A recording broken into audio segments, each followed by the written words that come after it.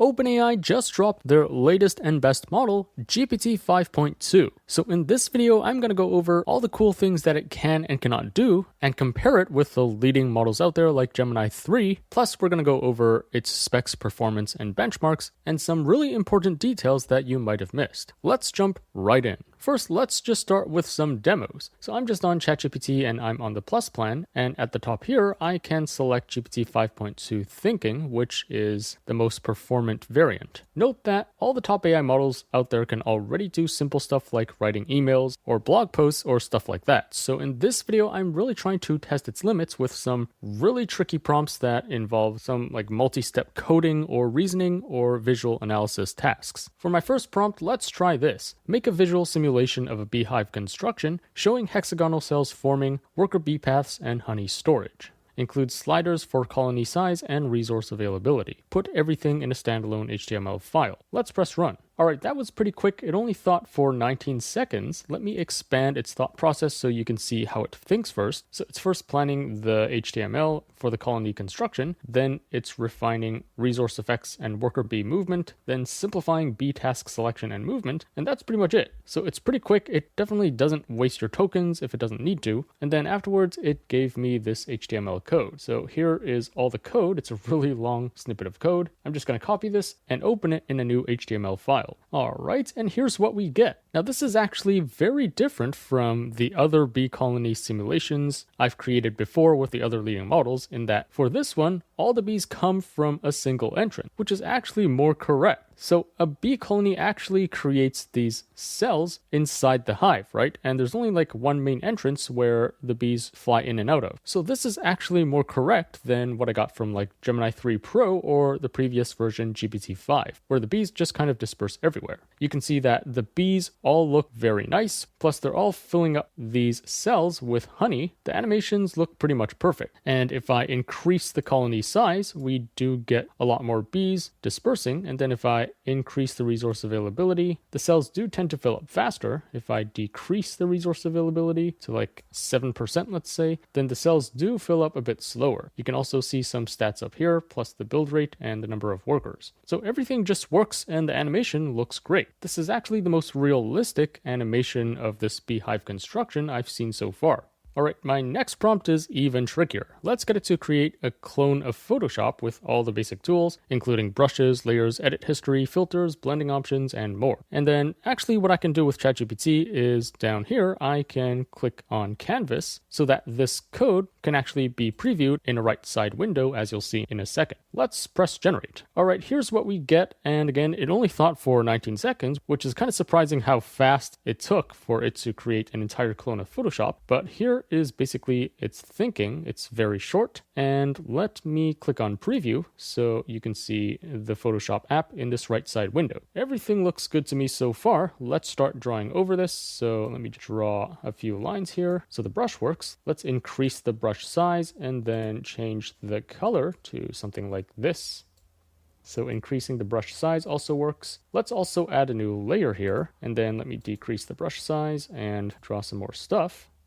Perfect. Let me also try this opacity slider. All right, very nice. So opacity works. And then brush hardness. Let me also decrease the brush hardness. And then let's make a yellowish brush this time. Let me increase the opacity. So the hardness also works. You can see that the edges are a bit softer. And then let's also change the layer opacity. So this also works. Very nice. Over here, I can also click on this eye icon to basically hide this layer. And I can do the same for the layer behind it. Very nice. And by the way, all the history is actually recorded over here. So the edit history also works. Next, let me try eraser. And let me decrease the brush size and erase over some of this. And this also works very well. Let me try move. And move also works. Very nice. All right, next, let's play with some filters. So let's try grayscale and apply that. So grayscale works, and note that it's only applying this to the layer I selected, which is what it should do. Next, let's try invert and apply that. So invert also works. In fact, let me press Ctrl Z to undo those. So it's not in grayscale. And then let me try invert again. So that works. And then let's try sepia. That also works. Let me press undo again. And then let's try blur. So blur also works. You can see it is getting blurrier. Very nice. And then let's try sharpen. So sharpen also works. And then let's try edge detect.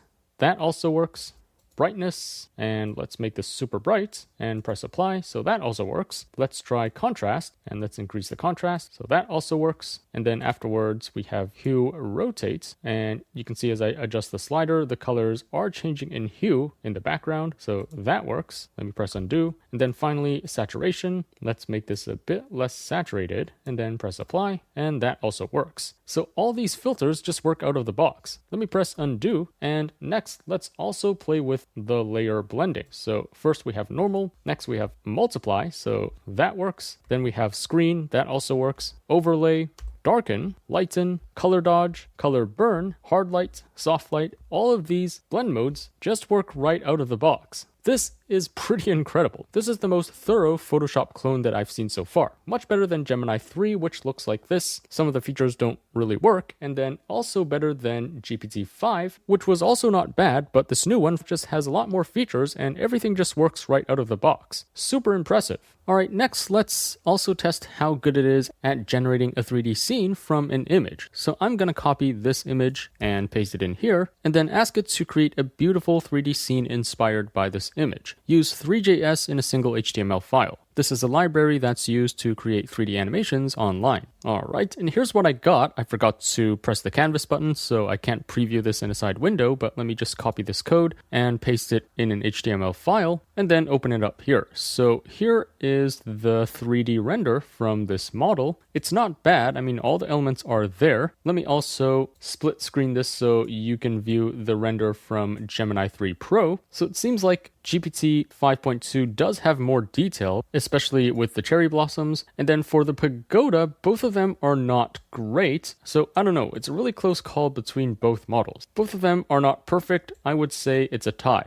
Alright, next, let's try this prompt, which no AI model could get correctly so far. Develop a simulation of 2 metallic spheres suspended above a street scene. Notice that GPT-5 could already do this for 1 metallic sphere, but none of them could do 2 metallic spheres. Use any publicly available 3D street environment. Allow adjustable parameters such as reflectivity, roughness, and other material properties of the sphere. And then here are some key phrases I like to use to make sure everything is working. Let's press generate. Here's what I got, and this time it thought for a lot longer. So let me expand the thinking process for you, and here is how it thought through this prompt. So it's assembling the simulation, it's choosing a 3D street view, etc., and then it's actually going online to search for publicly available street panoramas, and then it's opening this one, etc., and then it's implementing ray tracing with accumulation in WebGL 2, it's implementing path tracing pseudocode and controls, yada yada yada, and then finally it's creating and finalizing the HTML, and then it's also working on the ray generation and shader.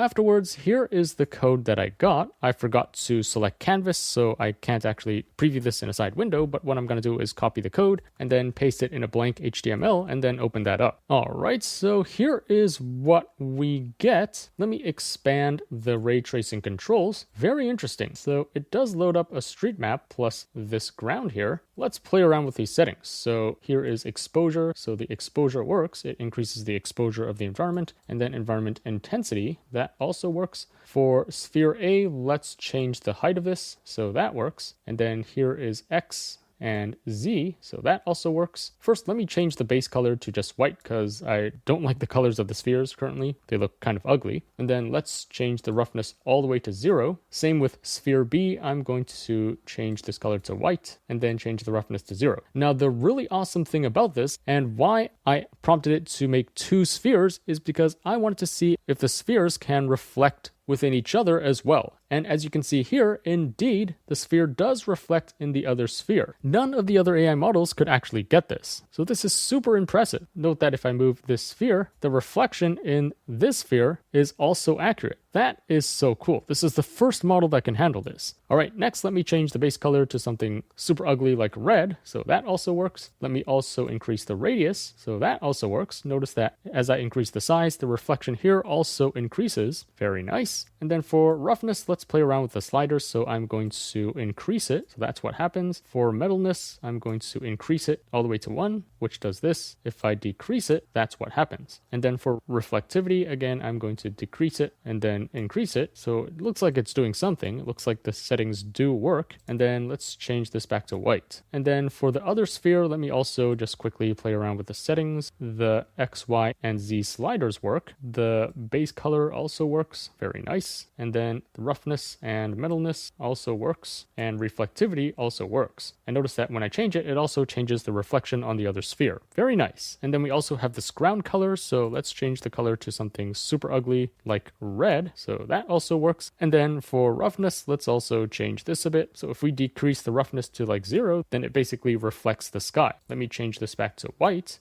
I mean, everything just works, and the reflections on the spheres are physically correct. Super cool. If you compare this with like Gemini 3, there was a lot of errors with that generation, and it could not even generate a reflection of the sphere on the other sphere. So this one from GPT 5.2 is the most accurate generation I've seen so far. Very impressive. All right, next, let's try something equally as challenging. Make a clone of Windows 11. Use the original wallpaper. On the desktop, there should be icons for MS Word, Paint, Calculator, and Chrome. But wait a minute, Gemini 3 can already do these programs. So instead of Paint and Calculator, I think these are way too easy. Let's try Excel and PowerPoint.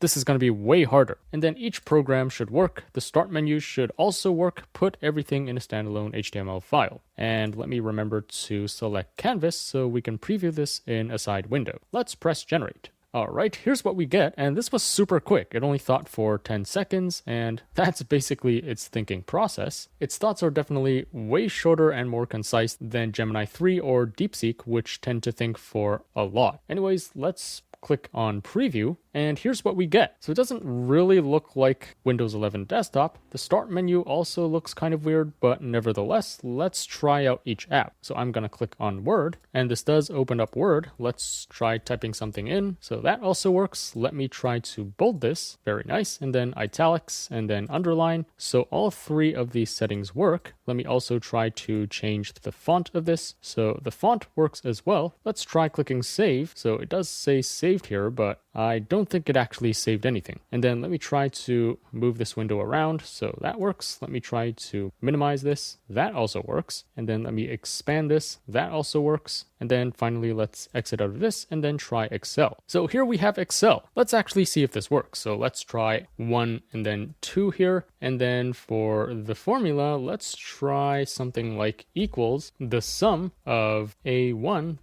to A2. And that also works. Very cool. Or let's try this. Let me add a cell here, and then let's set this equal to A3 minus A2, which would give me 1, which is correct. This is 3 minus 2, which is 1. All right, let's add another number here, and then let's set this cell equal to A3 times B3, and indeed it gives me 15, which is correct. Very cool. So this is actually a very basic but working version of Excel. I actually tried the same prompt in Gemini 3 Pro, but it could not create a working Excel. You can see that I can't even click on any of these cells or do anything. So very impressive. Next, let's try PowerPoint. And this also seems to work. So let's try changing the text here. And then let me add a new text block. I can also move the text block around and edit the text. Very nice. And then here is a new slide. Here's the second slide. And then I can also add a new slide here. That's pretty much it though. I can't like change the background or anything or add images. So it's just a very basic render of PowerPoint. Anyways, let me also press present, and present actually works. So I can also use the arrow keys to navigate to the next or previous slide. And then I can press escape to exit. Everything just works. This is super impressive. Again, if I try the same prompt in Gemini 3 Pro, it gave me this, which looks a lot more like PowerPoint, but I can't even like insert any text. So if I click on this, there is no dropdown. I can't insert a new slide. If I click here, notice it's not doing anything. None of these buttons actually work. All right, next, let's also try Google Chrome. So here's what Chrome looks like. Here it says, this is a standalone HTML demo, so it can't embed arbitrary websites. Let's just try Google and see if that works. Yeah, it seems like none of these work for security reasons. Nevertheless, it's still impressive that it's able to code a working version of Word, Excel, and PowerPoint all in this one desktop clone.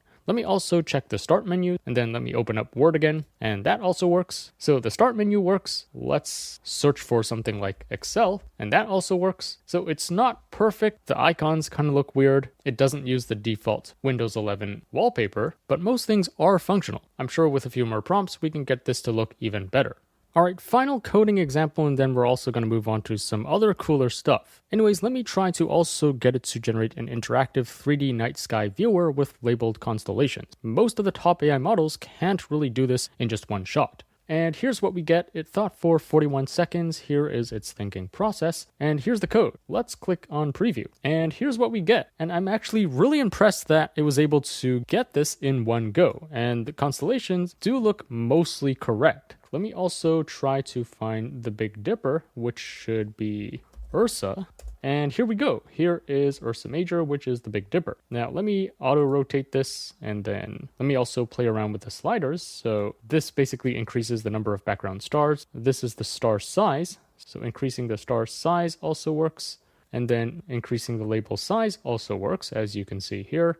And then the line opacity also works, as you can see here. Very nice. Everything just works. Again, it's not perfect. Some of the lines of the constellations are missing, but I mean, you can try this with Gemini 3 Pro or like GPT-5, and often they're not able to code up a working demo in just one prompt. So again, I'm really impressed by the coding abilities of GPT 5.2. Everything just works. If you want to supercharge your productivity, definitely check out Skywork Super Agents, the sponsor of this video. Think of this as like an army of advanced AI agents right at your fingertips. You can get it to autonomously do research, create reports, spreadsheets, slides, web pages, and even podcasts. They have a new AI poster feature which allows you to create posters with zero design skills. It integrates the best image model out there, Nano Banana Pro, to make incredibly beautiful, clean, and accurate posters. For example, let's get it to make a poster of the top 5 tourist destinations of Thailand. And here's our result. I can prompt it to make this more minimalist like this, or more detailed like this. Notice that this poster agent integrates deep research, so you can be sure that all the content is factually correct. I can also click anywhere in the photo to edit it further. For example, let's turn this photo into sunset. And here's what we get. Or here's another example. I can drag and drop any product photos or people into here and then get it to create a poster with these assets. For example, let's get it to make a flash sale poster with these items up to 80% off. The store name is called Aura, located at this address. And here's my result. I can prompt it further to give me this poster in different styles. In addition to the poster agent, Skywork also has an agent for creating reports,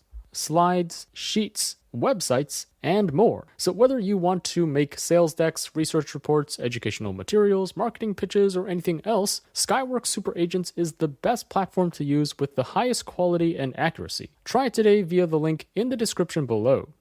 Right now, the awesome thing about GPT 5.2 is it's multimodal, so it can also take in images. So what I'm going to do is feed it this image of a ton of Demon Slayer characters, and let me just drop it in here, and let me ask it to label each character in a bounding box with their name. Let's press generate, and here's what I got. It thought for a long time now. Here's its thinking process, and it's actually pretty interesting. So it was able to identify that this is from Demon Slayer, and it seems to just know all these characters right away. So next, it's proceeding to write the code to label the characters with bounding boxes. And then it's analyzing the image, it's defining the bounding box for this character, etc., etc. And then it's doing all of this. So notice GPT 5.2 is really good with tool use. It's pulling this Python tool to code this up in Python and then generate our final image. So then afterwards, here it gives me a link to download the labeled image, and here is what I got. You can pause the video to confirm, but it was able to correctly label all the characters. Pretty cool how it has this knowledge of even some uncommon anime characters built in. Alright, here's an even trickier test. I'm going to plug in this image and ask it to find Waldo or Wally, depending on where you're from. So again, I'm going to plug this image into here and then ask it to find and circle Waldo. Let's press generate. Alright, now this time it took way longer. It thought for 12 minutes and 59 seconds. So let's expand and its thinking process. And first, it's opening up this Python code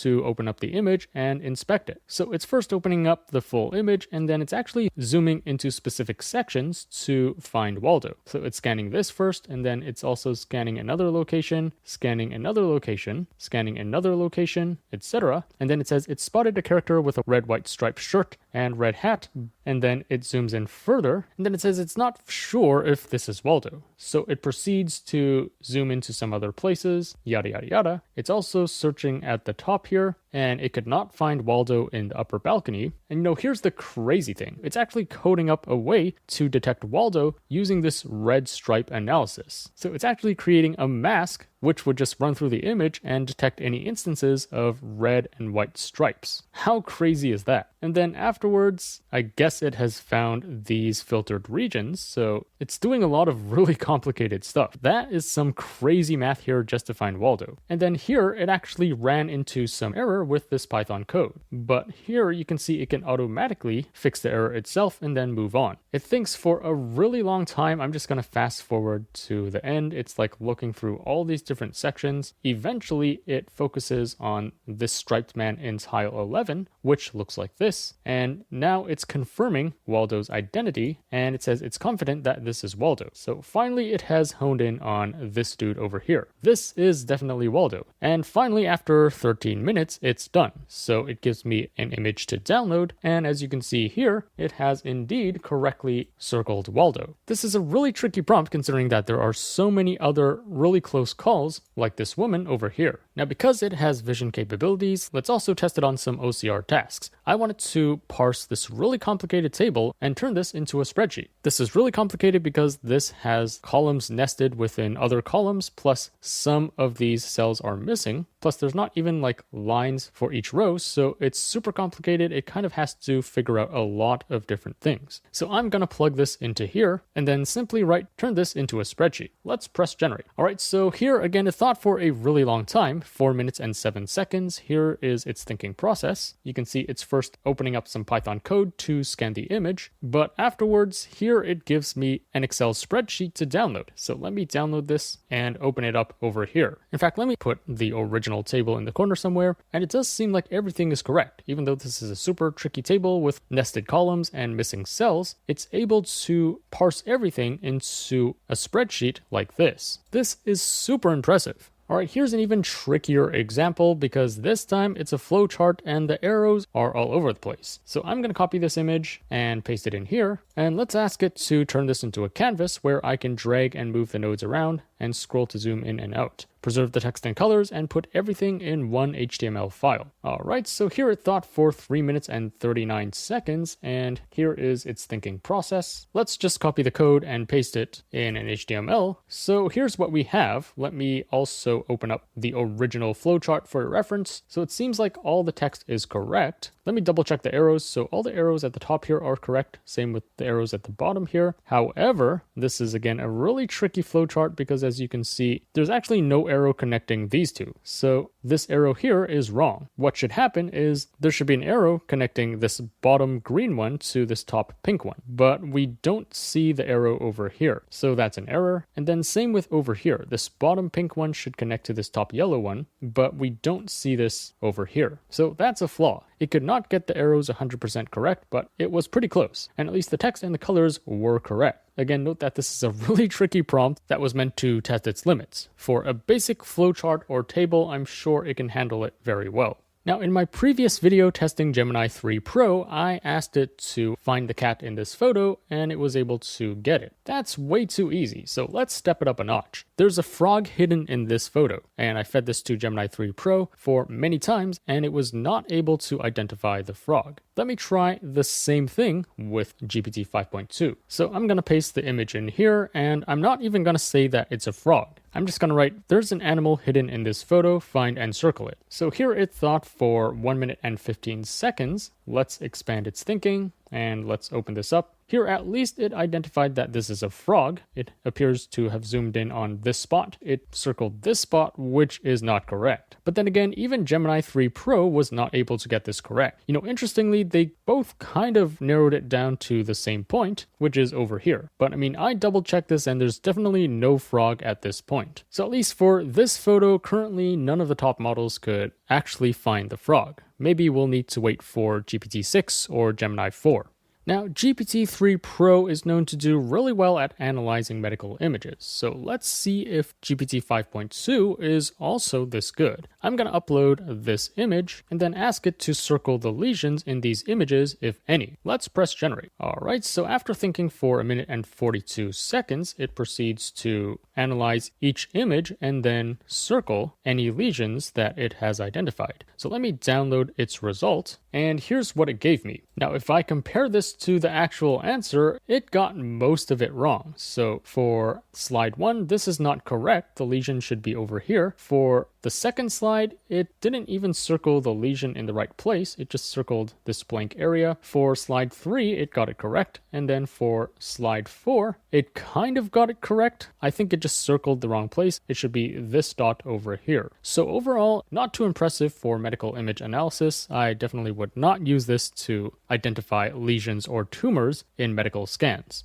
Alright, next, let's also see if it's any good at determining the location of a photo. Now, this is a really blurry photo that I took from a hidden beach somewhere in Hong Kong. This is not a popular location, and I've never uploaded this photo online before. I've stripped away all the EXIF data or metadata from it. There's no clues on where this photo was taken. I'm going to paste it in here and then ask it what's the exact location of this. And here's what I got. It was not able to get an exact pin. However, it has identified that, this section is this, which is actually correct. So here it has identified that it's most likely this point, which is close but not entirely correct. However, if I run the same prompt in Gemini 3 Pro, it was way off. So it guessed this location, which is a completely different place. Let me actually map this out for you. So I actually took the photo at this location facing southeast, and GPT predicted that it was over here, which is actually also looking at roughly the same direction. So GPT was at least able to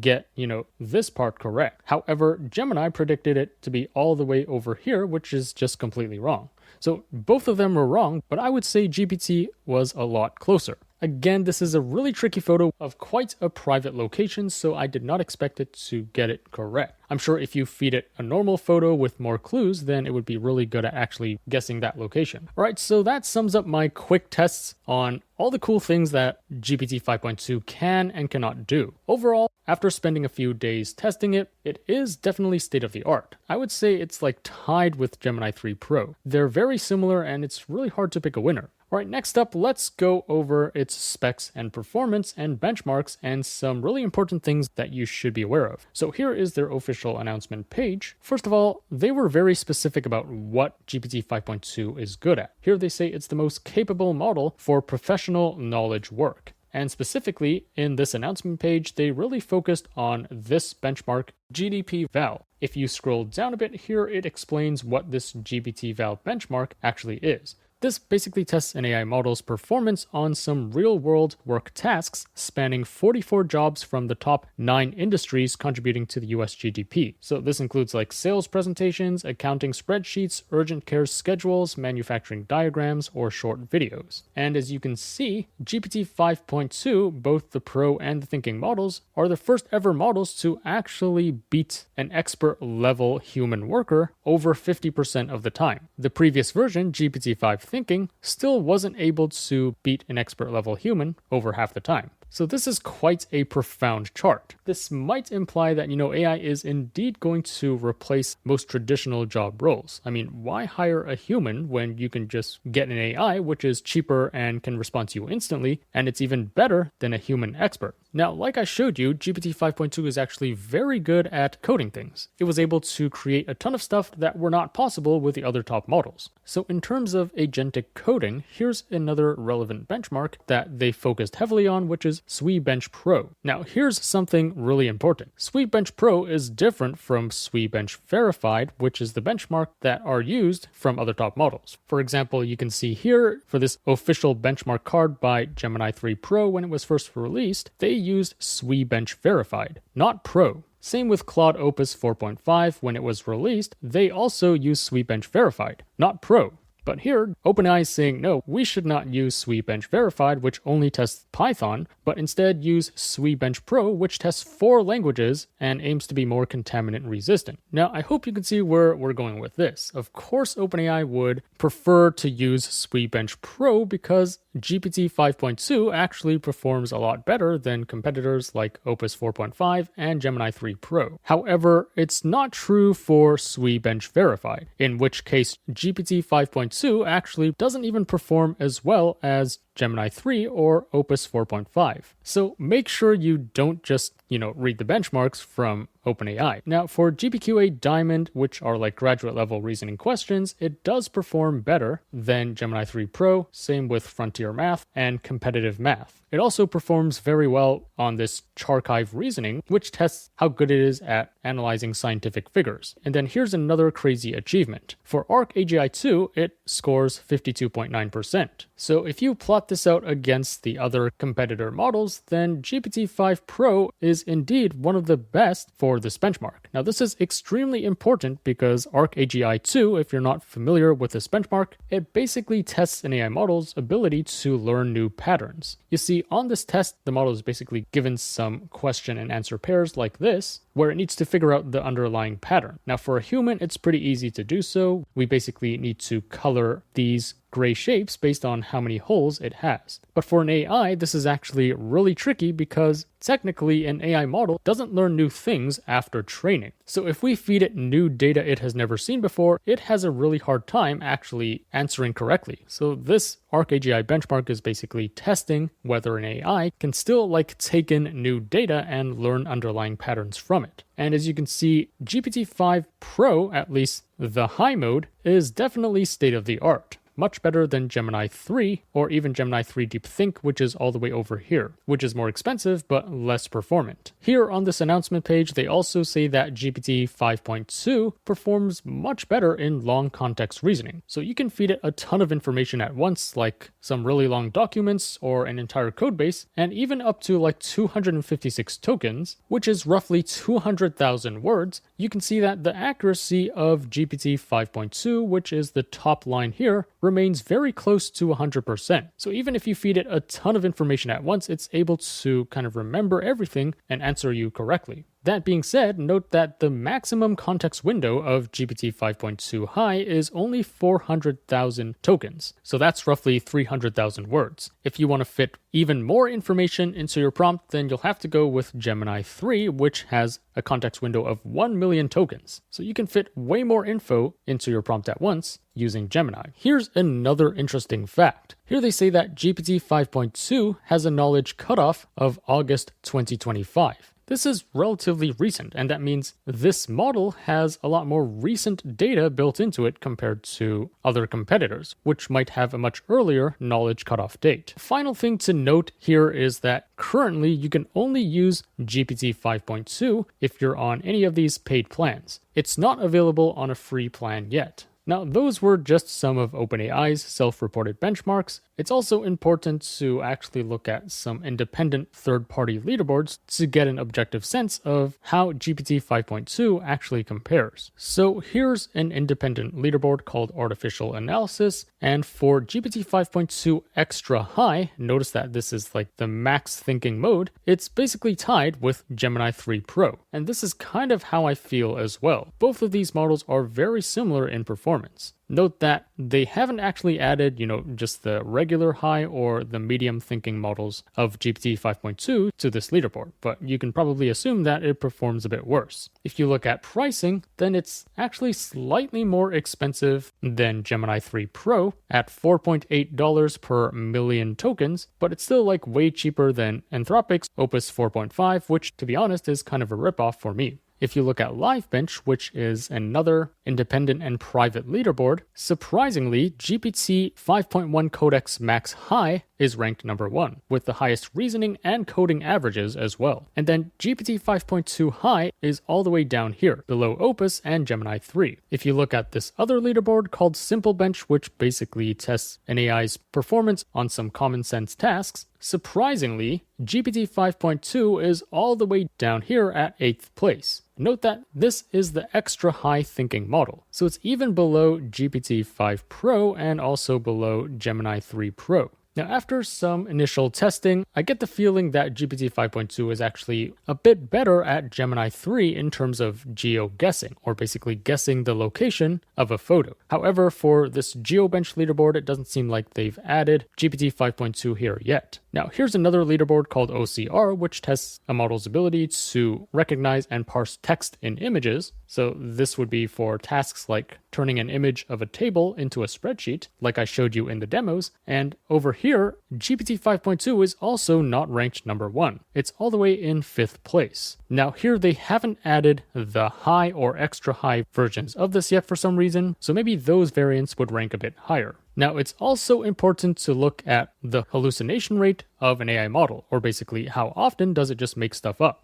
And you can see that GPT 5.2 extra high is all the way in the middle, so it's not as bad as Gemini 3 Pro, which is over here. It got stuff wrong 88% of the time according to this test, whereas GPT 5.2 is only 78%. However, if you're really concerned about like factual accuracy of its outputs, then there are more accurate models for that like Kimi K2 Thinking or Grok 4.1 or even Grok 4. So that sums up my review and tests on this latest GPT 5.2. It's a very capable model. I was especially impressed in its coding capabilities, and it is definitely among the state-of-the-art models out there. I mean, things are moving so fast, and with all these benchmarks and metrics, it's really hard to actually get an objective sense of how good a model is. At least for me, its intelligence or performance feels on par with Gemini 3 Pro. But let me know in the comments what you think. What other impressive things were you able to get it to do? As always, I will be on the lookout for the top AI news and tools to share with you. So if you enjoyed this video,